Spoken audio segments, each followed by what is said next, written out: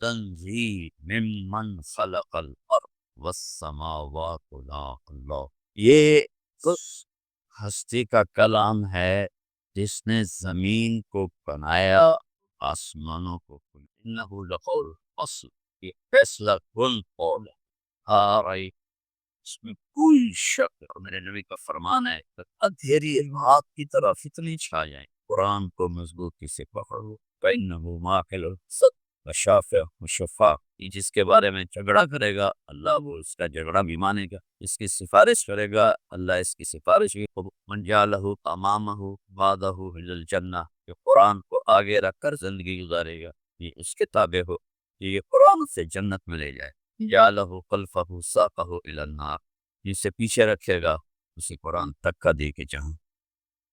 دل میں حسد ہے، بغض، افرت ہے، دل میں خوشی ہے، نافرمانی ہے، حسد اور حرص ہے، لالچ ہے، لمبی لائن ہے انسان کے اندر، ان بیماریوں کو صرف قرآن دھو سکتا ہے اور کوئی چیز نہیں، جو ایمان لائیں گے ان کے لیے ہدن ہے، صحیح راستہ دکھائے گا، ورحمتن، اور رحمت ہے، جو قرآن کی زندگی پہ عمل کرے گا اس پر اللہ کی رحمتیں برس، تو لہٰذا سیدھے راستے پر چلنے کی کتاب کا قرآن، ایک نبی ہیں محمد رسول اللہ علیہ وسلم، زندگی پیدائش سے لے کر وفات تک بن و عن کے ساتھ محفوظ، باقی انبیاء کی بھی محفوظ، چند واقعات، چند اقوال ہیں، ہمارے نبی کب پیدا ہوئے اور کب دنیا سے گئے اور کس حال میں گئے اور کیا کیا کہہ گئے، سارے کا سارا محفوظ۔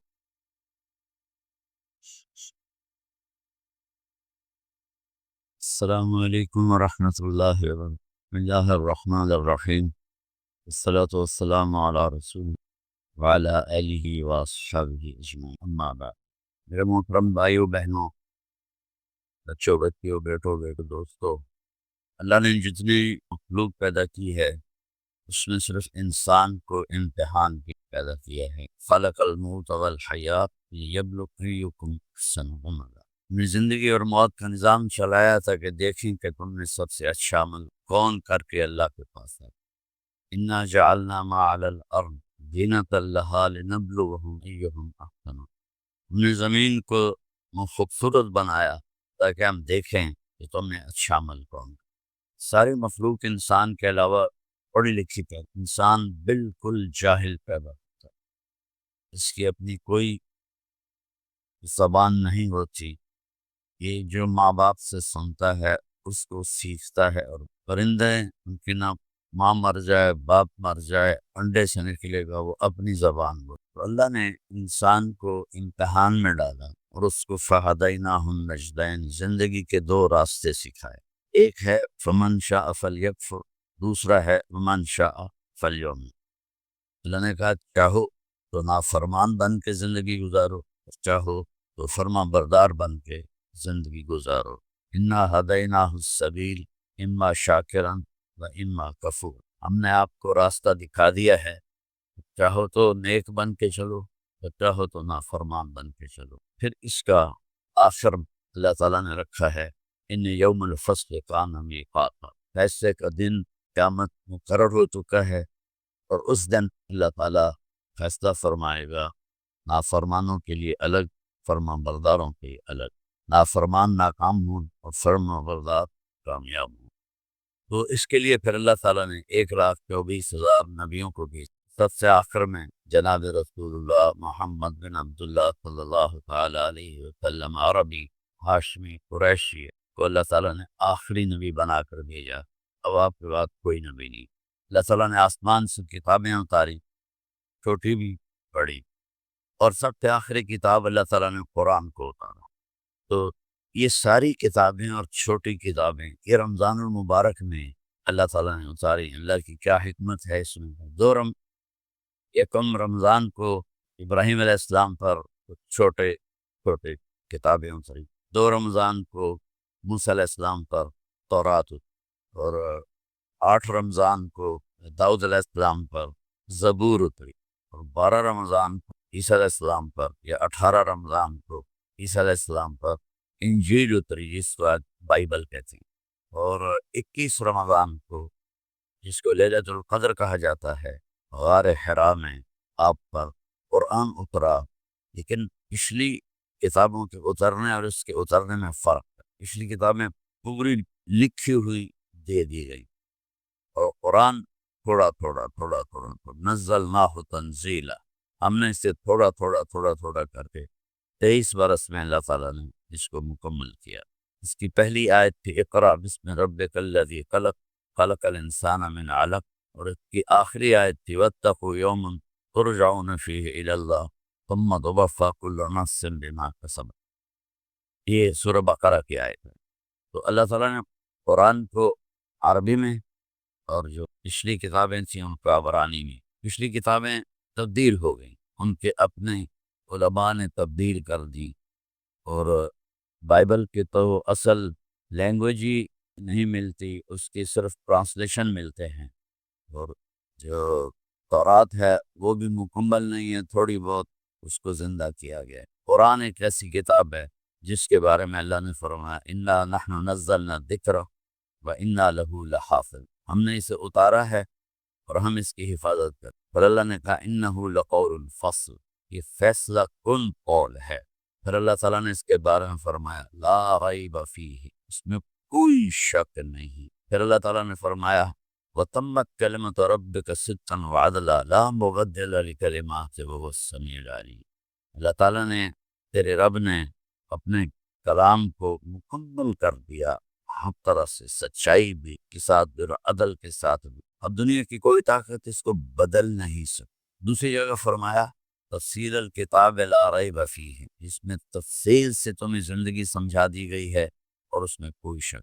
پھر ایک جگہ اللہ تعالیٰ نے فرمایا لا تبدیل لکلمات اللہ، یہ قرآن نہ تو خود بدلتا ہے، لا مبدل، نہ کوئی اسے بدل سکتا، یہ محفوظ ہے، جیسے ہمارے نبی پر اترا ویسے ہی اسی طرح یہ محفوظ ہے۔ عربوں کے مختلف لہجے تھے، تو اس لحاظ سے اس میں بعض الفاظ دوسرے جگہ دوسری جو لہجہ ہے اس کی وجہ سے الگ ہے، لیکن ان میں معنی میں کوئی فرق نہیں۔ ارأیت الذی یکذب بالدین، میں افریقہ کے عوام پڑھتے ہیں ارأیت الذی یکذب، ہم پڑھتے ہیں حمالۃ الحطب، وہ پڑھتے ہیں حمالۃ الحطب، اس طرح کے معنی میں کوئی فرق نہیں، ادائیگی میں فرق ہے عرب کے لہجے کی وجہ سے۔ یہ وہ کتاب ہے جس کا دعویٰ ہے ذالک الکتاب لا ریب فیہ، یہ وہ کتاب ہے جس میں کوئی شک نہیں۔ پھر اس کا دعویٰ ہے ان ھذا القرآن یہدی للتی ہی اقوم، صرف قرآن ہی ایک کتاب ہے اب جو سیدھے راستے کی رہنمائی کرتی ہے، باقی کتابیں تبدیل ہو گئی ہیں۔ اس میں خود علماء یہود نے، علماء نصارہ عیسائیوں نے تبدیلیاں کر لی، لیکن قرآن کو آج تک نہ کوئی بدل سکا ہے، نہ یہ بدلے گا۔ قیامت کے قریب اس کو اٹھا لیا جائے گا، ایک دن صبح لوگ اٹھیں گے، دیکھیں گے تو قرآن کے سارے اوراق صفر ہوں گے، اس پہ کچھ بھی نہیں لکھا ہو۔ تو لہٰذا سیدھے راستے پر چلنے کے لیے صرف ایک کتاب باقی ہے، وہ ہے قرآن، اور صرف ایک نبی ہیں، وہ ہے محمد الرسول اللہ صلی اللہ علیہ وسلم، جن کی زندگی پیدائش سے لے کر وفات تک من و عن کے ساتھ محفوظ۔ باقی انبیاء کی زندگی محفوظ نہیں ہے، چند واقعات ہیں، چند اقوال ہیں، لیکن ہمارے نبی کب پیدا ہوئے اور کب دنیا سے گئے اور کس حال میں گئے اور کیا کیا کہہ گئے، سارے کا سارا محفوظ ہے۔ پھر قرآن کا جیسے اللہ نے تعارف کروایا ہے، وہ سارا تو میں نہیں بتا سکتا، ایک دو آیتیں بتاؤں۔ اس کی عظمت دلوں میں اتارنے کے لیے، اس لیے کہ جب تک حاکم کے دل میں عظمت نہ ہو تو حکم کی عظمت نہیں ہو، کہنے والے کی طاقت کا پتہ نہ ہو تو اس کے کہے کی طاقت بھی معلوم نہیں ہوتی۔ سورہ طٰہٰ کو اللہ تعالیٰ نے شروع کیا ہے، تو اس میں اللہ نے بتایا کہ یہ کس کا کلام ہے، تنزیل ممن خلق الارض والسماوات العلی اللہ، یہ اس ہستی کا کلام ہے جس نے زمین کو بنایا اور آسمانوں کو بلند کیا۔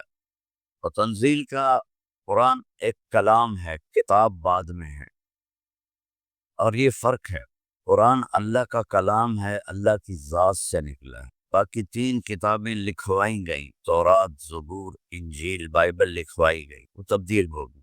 قرآن اللہ کی ذات سے نکلا ہوا کلام ہے، اللہ نے خود اسے بولا ہے، وہ آج تک کوئی بدل نہیں سکا، نہ یہ بدلے گا۔ تو تنزیل، ایک تو میں کہوں کہ وہ آ رہا ہے، میں اب لہجہ بدل کے کہتا ہوں وہ آ رہے ہیں۔ آپ کو معلوم ہوگا کہ کوئی بڑی شخصیت آ رہا ہے، چہرے سے بھی ہوتا، میں مطلب معمولی آدمی گئے بہت بڑا آدمی، تو اگر تنزیل وہ آ رہا، اتارا جا رہا ہے، کس کی طرف سے؟ ممن خلق الارض، جس نے زمین کو پیدا کیا، والسماوات العلا، بلند آسمانوں کو پیدا کیا۔ آج تک قرآن کے بغیر، آسمانی علم کے بغیر کوئی یہ سمجھ نہیں پایا کہ اس کائنات کو کس نے پیدا کیا، کیسے پیدا کیا۔ لہذا ایک طبقہ بہت بڑا ہے ایتھیسٹ، جو کہتے ہیں یہ خود بخود پیدا ہو گیا ہے، یعنی اس سے احمقانہ اور بے وقوفی کی کوئی بات ہی کوئی نہیں ہے کہ یہ سب سارا کچھ خود بخود پیدا ہو گیا ہے اور یہ کبھی نہیں ختم ہوگا، یہ ایسے ہی چلتا رہے۔ خیر وہ تو دوسری بات۔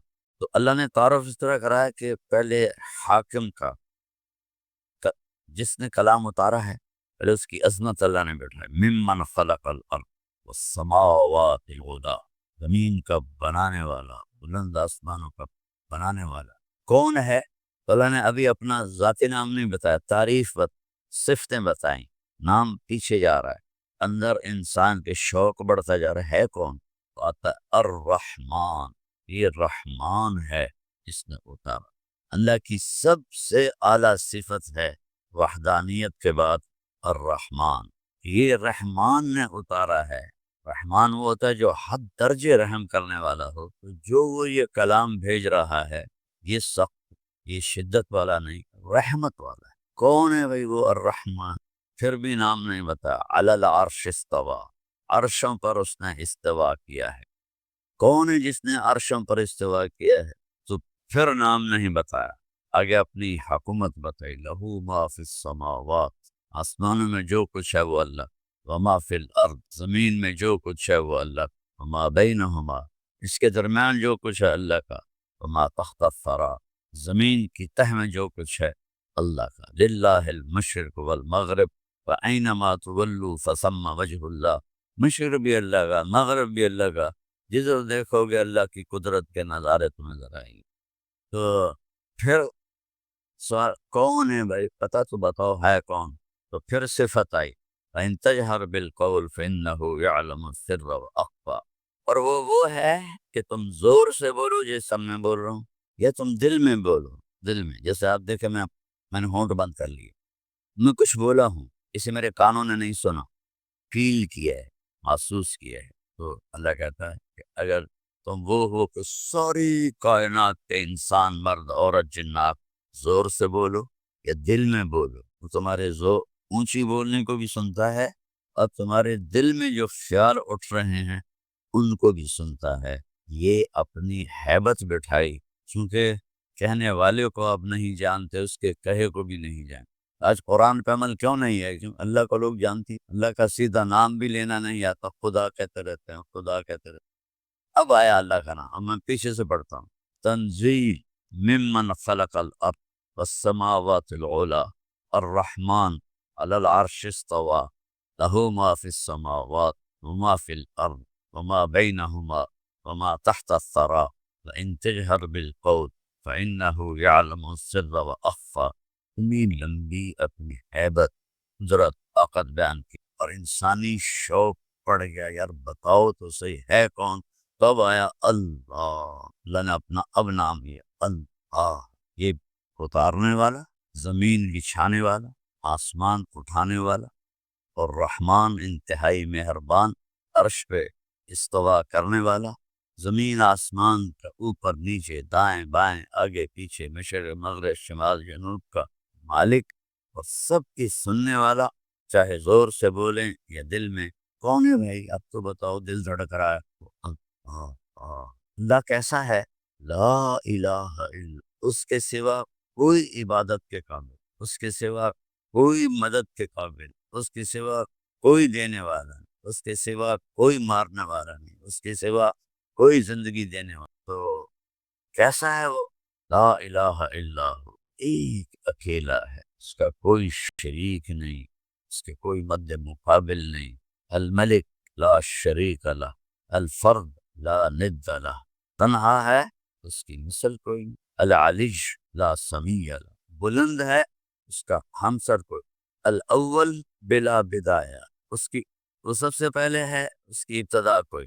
والآخر بلا نہایہ، وہ سب سے آخر ہے، اس کی انتہا کوئی۔ قدیم بلا ابتدا و دائم بلا انتہا، ہمیشہ سے ہے ابتدا کے بغیر، ہمیشہ رہے گا اینڈ کے بغیر۔ تو اور کوئی ہے اس کی صفات جیسا نہیں۔ لہ الاسماء الحسنی، تمام خوبصورت صفات ایک اللہ کی ہیں۔ اس طرح اللہ نے قرآن کا تعارف کرایا کہ یہ تمہارے رب کا کلام۔ امت نے چھوڑ دیا تو ذلت کی پستی میں گر گئے۔ پھر میں دو جگہ اور آپ کو بتاتا ہوں کہ اللہ تعالیٰ فرماتے ہیں یا ایھا الناس قد جاءتکم موعظۃ من ربکم وشفاء لما فی الصدور وہدی ورحمۃ للمؤمنین۔ یہ اللہ نے قرآن کا فائدہ بتایا۔ یہ کیا ہے؟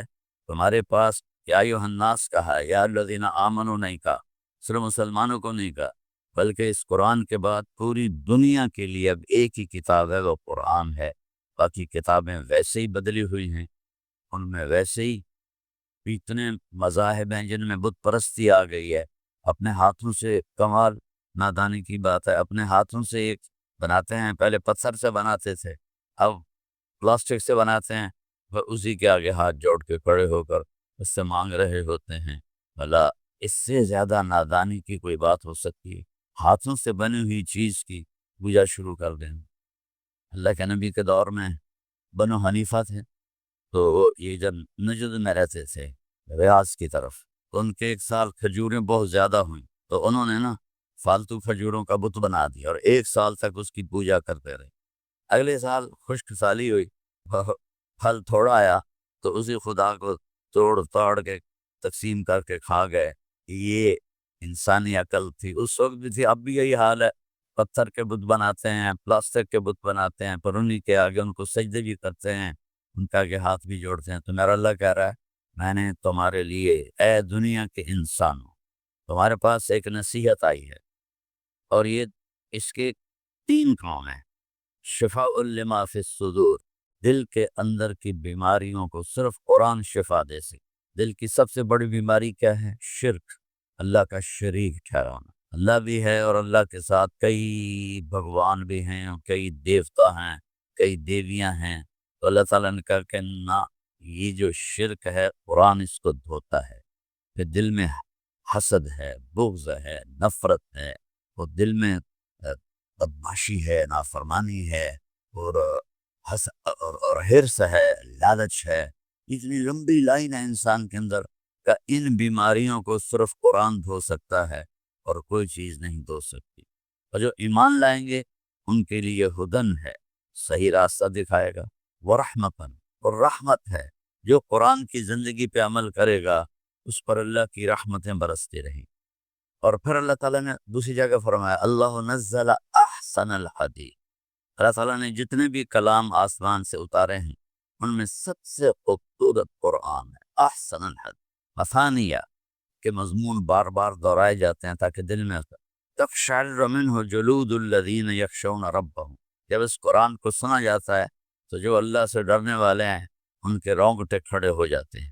وَتَلِينُ جُلُودُهُمْ وَقُلُوبُهُمْ إِلَى اللَّهِ، اور ان کے دل نرم ہو جاتے ہیں اور وہ اللہ کی طرف مائل ہو جاتے ہیں۔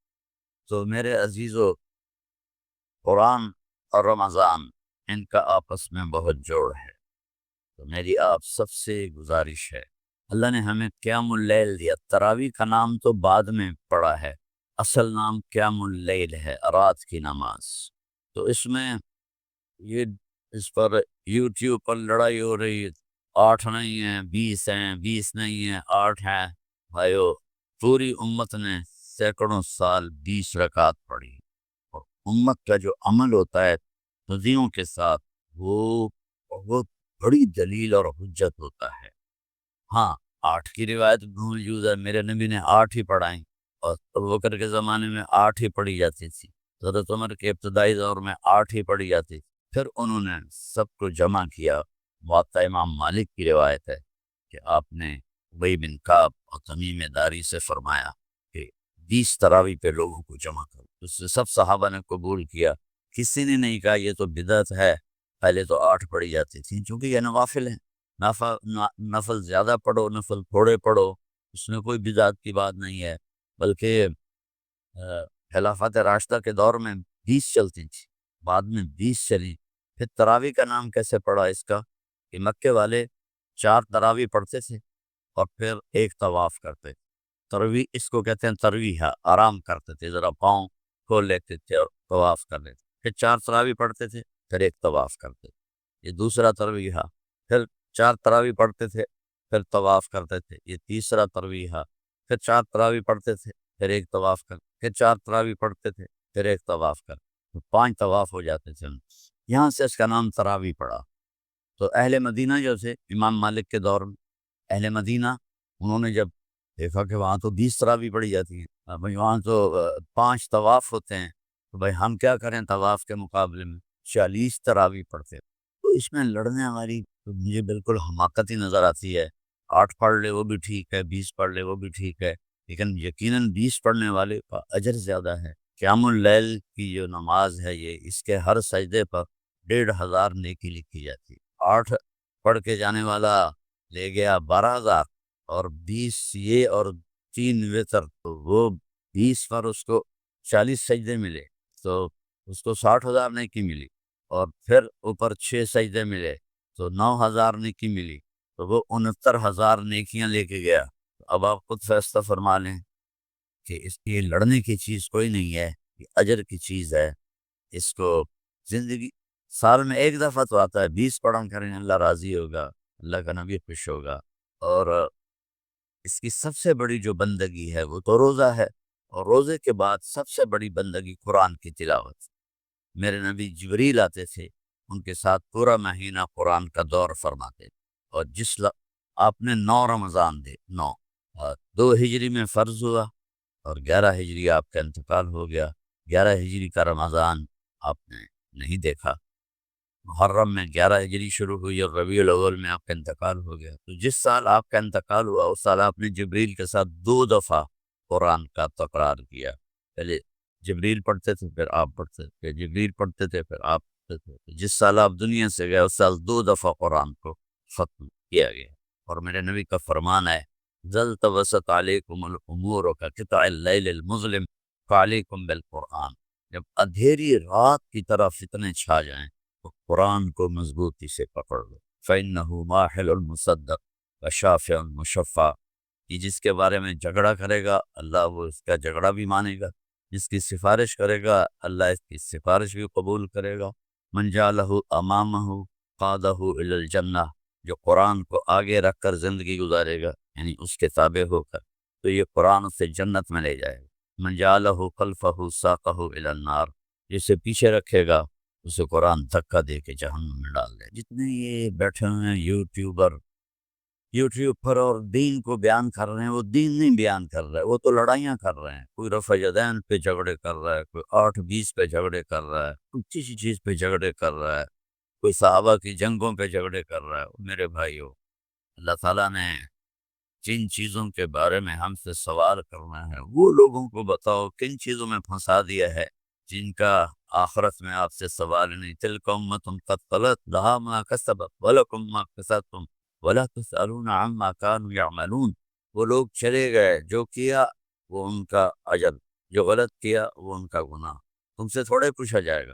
قبر میں کیا پوچھا جائے گا؟ من رب، تیرا رب کون؟ لوگوں کو بتاؤ کہ رب کون ہے. ما دینک، تیرا دین کیا ہے؟ وہ اسلام ہے. لوگوں کو بتاؤ اسلام کیا ہے. میرے نبی نے کیا بتایا؟ اسلام 5 چیزیں ہیں: کلمہ، نماز، روزہ، حج، زکوٰۃ. یہ ابتدا ہے اور انتہا کیا ہے؟ بنی الاسلام علی خمس. اور انتہا کیا ہے؟ انما بعثت لاتمم مکارم الاخلاق. میں تمہارے اخلاق کو مکمل کرنے آیا ہوں. اور جتنے یہ یوٹیوب پر، میں تو بہت کم سنتا ہوں کیونکہ میرے سر میں درد رہتا ہے، لیکن تھوڑا بہت جب کبھی سنتا ہوں اتنے اخلاق سے گری ہوئی گفتگو، اتنی اخلاق سے گری ہوئی گفتگو ہوتی ہے کہ رونا آتا ہے. لگتا ہے ان لوگوں نے کبھی سیرت پڑھی کوئی نہیں کہ میرے نبی کس طرح کیسے انہوں نے لوگوں کے ساتھ معاملہ کیا اخلاق کا۔ اور پھر ما تقول فی ھذا الرجل، یہ ہستی کون ہے؟ جناب رسول اللہ، اپنے نبی کی زندگی بتاؤ۔ یہ سوال ہیں جو ہم سے پوچھے جائیں گے۔ پھر قیامت کے دن لا تزال قدم عبد حتی یسأل عن اربع، زمین انسان کے پاؤں کو پکڑ لے گی جب تک چند سوال نہ ہو۔ ان عمرہ فیما افناہ، بتاؤ میرے بندے زندگی کہاں خرچ، ان شبابہ فیما ابلاہ، جوانی کہاں کیسے گزاری، ان علمہ ما عمل بہ، علم کے بارے میں پوچھا جائے گا کیا عمل کیا، ان مالہ من این اکتسب وفیما انفق، پیسہ کہاں سے کمایا کہاں خرچ کیا۔ یہ سوال ہیں، یہ لوگوں کے اندر ان کو ابھارو، کن چیزوں پہ لڑ رہے ہو۔ پھر ایک دوسرے پر اعتراض ہوتا ہے تو وہ اس کا جواب دیتا ہے، پھر وہ اس کا جواب دیتا ہے، وہ اس کا جواب دیتا ہے۔ کیا تم اس لیے بیٹھے ہو کہ لوگوں کو کی زندگی برباد کرو، ان کا وقت ضائع کرو؟ میری آج کی گفتگو صرف قرآن کی عظمت پر تھی کہ قرآن کو ہم اپنی زندگی کا راہبر بنائیں اور اس کی تلاوت کریں، اس کا ترجمہ پڑھیں اور اپنے اللہ سے مانگیں۔ اگر آپ قرآن کا صحیح ترجمہ پڑھ لیں تو آپ سامنے بیٹھنے والے کو پکڑ سکتے ہیں کہ کیا بول رہے ہو۔ میری گزارش ہے تراویح کا اہتمام کریں، لوگوں کو سحری کھلائیں، لوگوں کو افطاری کروائیں، تو اللہ تعالیٰ خوش ہوگا ماشاءاللہ۔ ایک آدمی کو ایک گھونٹ لسی پلا دو تو اس کے روزے کا پورا اجر آپ کو بھی ملے گا اور اس کو بھی ملے گا۔ بہت لوگ ہیں ماشاءاللہ دسترخوان چلاتے ہیں، اللہ ان کو بہت جزائے خیر دے۔ کئی ہمارے بھائی بہن ہیں جن کے دسترخوان حرمین میں چلتے ہیں، اللہ نے اس کی بہت اعلیٰ جزا عطا فرمائے۔ تو قرآن کے ساتھ دل لگائیں۔ میری آج کی